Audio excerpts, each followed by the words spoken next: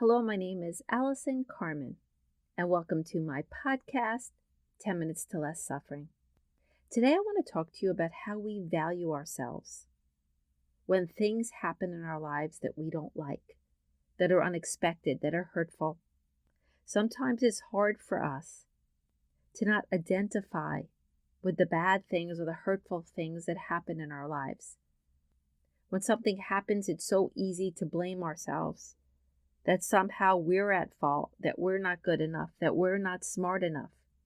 But no matter what's happening in our lives, even when we make mistakes, even when we don't do our best, it doesn't change our value and it doesn't change our worth. Just the other day, I was at a client and I had a conflict with someone at work. I don't know if they were in a bad mood. I don't know if they were stressed. And later in the day, a company that worked for me quit with no explanation, just that it wasn't a good fit for their company to continue working with me. So there I was, having a conflict with somebody that I usually get along with, and having a company that I enjoyed working with, that I had a good relationship with, email me to terminate our relationship. And even after all the work that I've done on myself, I started feeling bad about myself, questioning myself. Now, it's okay when something happens if we question our behavior or our actions, or did we do anything wrong, which I did think about. But if I'm being honest, I felt it a little deeper. I started to feel a little bit bad about my circumstance or who I was or my value. And I'm very familiar with this feeling, and it's so amazing to me that I could come so far with self-love and self-trust, that I could still get triggered by outside events. And I think a lot of us have this problem. And I always say to my clients, don't worry if something throws you off course. Just make sure you get back on the path. And yes, that is what happened to me. And it took about an hour for me to regroup, and that was okay. But what was so fascinating, how easy it is to value ourselves based on the outside world, to identify our worth based on our relationships, to identify our worth based on our success, based on our jobs. But it's very shaky ground, because one day we're going to have a great day with the person that we're with, or a great day with a friend, or we're going to have a great day at work, and the next day we might have a fight with somebody in our lives, and we might do a bad job at work. We could lose our job. The markets could change. Everything is always changing. And if we don't know our value and we don't know our worth, we are going to be tossed around. We're going to have anxiety. We're going to have undue stress. And it's going to be harder and harder and harder for us to keep regrouping and moving forward. And what's so interesting is that those moments of conflict and those moments of defeat, or those moments when things don't work out, that's when we really need our strength. That's when we really need to value ourselves so deeply. And it's going to take a lot of resilience and creativity and positivity for us to keep moving forward and creating the life that we want. So our value cannot be negotiable. Yes, we can make changes about how we act, and we can make changes about the choices that we make, how we make our choices. But our wholeness and our worth never changes. I've worked with so many people in businesses and so many people with relationships, and most people have challenges at work. Some people lose a job. Some people go out of business. Some people have a couple of years where they don't make a lot of money. Some people are able to maintain relationships for long times, and some people can't. But this is what living is. Life has suffering and life has joy. But it's how we see ourselves through these experiences that makes our life meaningful, that makes our life less painful, less stressful.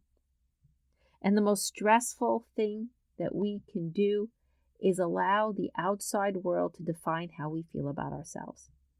Because if we do this, we're a feather in the wind. Every day we will be on an emotional roller coaster, because the outside world is going to determine our inner dialogue. And again, I feel it's important to feel your feelings, to feel your sadness, to feel your pain, to feel your joy. But that does not change your value. That doesn't change your right to be here, your right to have opinions, your right to fall in love, your right for abundance. You deserve to have a good life. But if you don't value yourself, how is the rest of the world going to see you? So what can we do? How can we make sure that the outside world is not making us feel less? And you could do exactly what I did the other day. The first thing that happened is I was very aware when those things happen, I started to feel bad. We could also recognize how people act. Most of the time has to do with them and not us. But it's important to reflect on our actions and see what we said and what we didn't say. Were we reactive? Were we responsive? Did our actions serve us? But then we must ask, how are we feeling about ourselves? Is this situation making us feel less? And if the answer is yes, and it's making us feel bad about who we are, or what we're capable of, or what our potential is, it's very important that we find our way back. Again, it's not about sadness or disappointment or pain. It's deeper than that. It's allowing the outside world to tell us when we're okay and when we're not. And that's when we get ourselves in trouble. And that's when we can't trust ourselves because we're not valuing ourselves. There are many things that you can do at that point. Sometimes I use maybe statements. And my favorite one when I'm starting to feel down about myself is, maybe there's nothing wrong with me. Maybe I'm okay just the way I am. And all that does is cast doubt on those thoughts that we're not valuable. And it reminds us that maybe we are. And the minute you allow yourself that possibility that you are, your mind will open. That thought will expand within you very quickly. And you'll start to feel a little more settled. And the best part is because you're starting to feel a little more settled and the situation outside of you is not making you feel less valuable, you'll be able to see that situation with more objectivity. You'll be able to have better insight as to how you participated in that situation and how the other person participated in the situation. And again, sometimes we do things that are wrong and sometimes we don't. But when we don't value ourselves, we can't see anything straight and everything becomes our fault. And sometimes, like I discussed on a podcast a few weeks ago, sometimes we should just allow ourselves to feel uncomfortable about a situation and wait. Because sometimes our thought is like a cloud. And it doesn't stay. Even if we feel bad, it passes. And when it passes, we know that it wasn't real and that we're okay. And sometimes we might have a mantra. And you might find this silly, but sometimes I just say, I love myself. And I trust I'll be okay no matter what. And I think I've said it so many times, I believe it. So you could find statements that make you feel better. You could also journal about the experience. Sometimes that helps. When you start writing about it, you start to see the situation from afar and you identify with it less. There are all these tools you could use. But first you have to realize the inner dialogue that's going on within you. And you have to commit to not let the world make you feel bad about yourself. And when you do this, you'll live a life of more hope and possibility because you know every day you have what it takes. You have enough self-love. You have enough resilience to get up every day to try to find your way. And the more days you could wake up that you love yourself, that you believe in yourself, and you're willing to act on your goals and act on your intentions and act on your dreams and act on your passions, you're going to be moving forward every day until you find the time that you've created the life that you want. And yes, can the life that you want have bumps? Of course. Every life has bumps. Every life has pain. But you'll also be opening up to success and joy and less stress and less worry. Because the worst feeling in the world is when we don't value ourselves and we let the rest of the world control how we feel about who we are.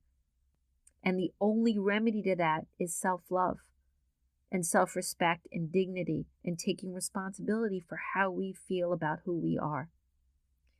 And yes, it could be a journey for many of us. And even when we think we've completed the journey, we could have moments where we doubt ourselves, and that's okay.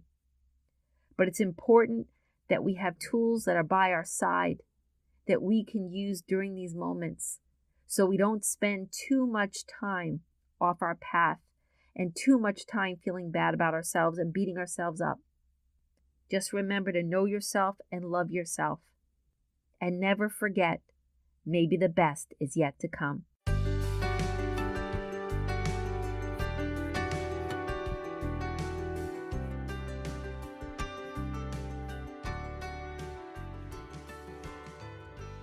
Thank you for listening to this podcast today. If you'd like to get in touch with me, you can email me at allison@allisoncarmen.com. If you'd like to buy my book, The Gift of Maybe, it's available at all major bookstores and online retailers. And if you like this podcast, you could subscribe and leave a comment.